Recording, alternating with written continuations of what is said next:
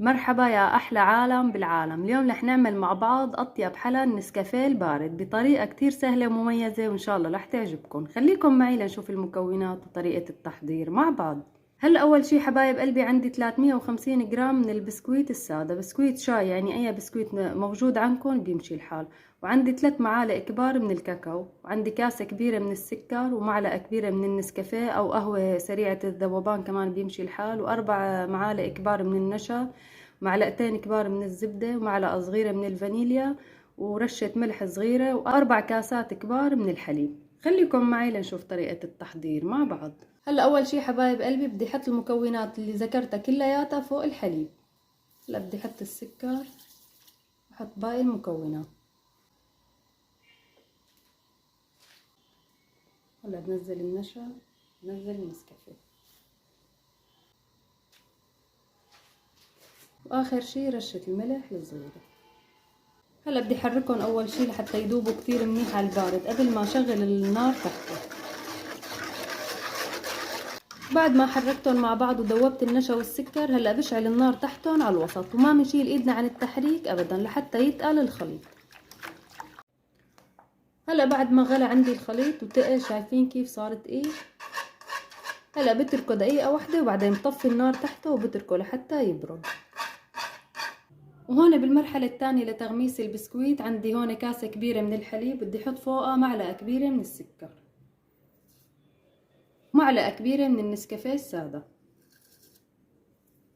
بدي احركهم كلياتهم مع بعض لحتى يذوبوا تماما. وهلا بدي بلش بتغميس البسكويت وصفه بجات البايركس. شايفين بس هيك يعني غطى وشاله فورا مشان ما يتشتش معنا البسكويت، ومنصفه بالجات.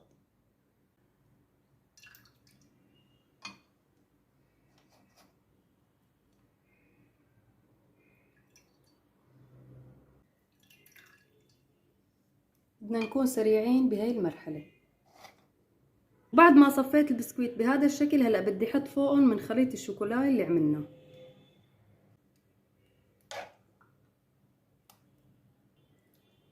ما بدنا نكتر، بهذا الشكل بكفي، لانه بدنا نحط طبقة بسكويت وطبقة من هاي الشوكولا اللي عملناها. هلا بنرجع بنعمل صف تاني للبسكويت.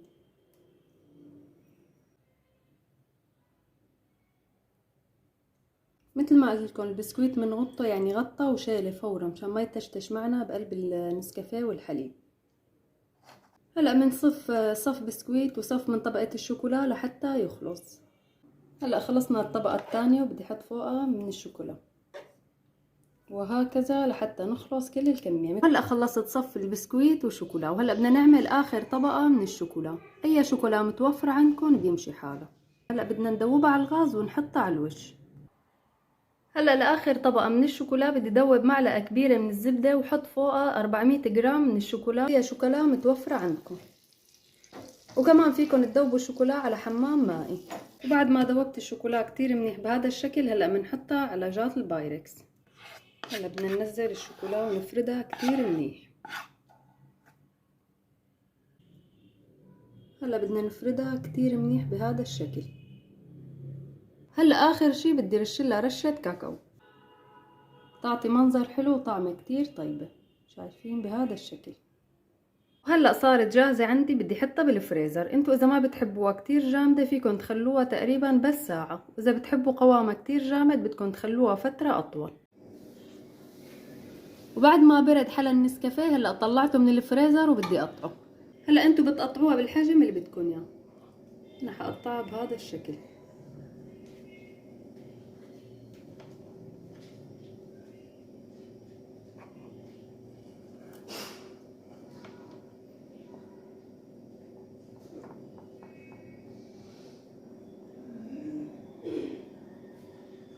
هلا انا قطعتهم بهذا الشكل، وبدي امسح السكين كتير منيح مشان اقطعهم بالطول.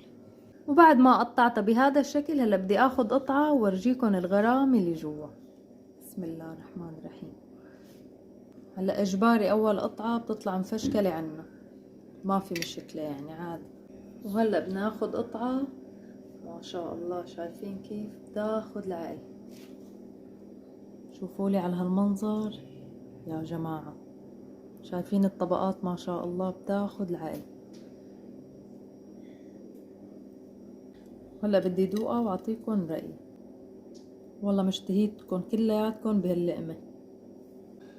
وهلا بدي دوق ابني عزوز وناخد رأيه. كيف حلا النسكافيه عزوزي؟ والله كتير طيب.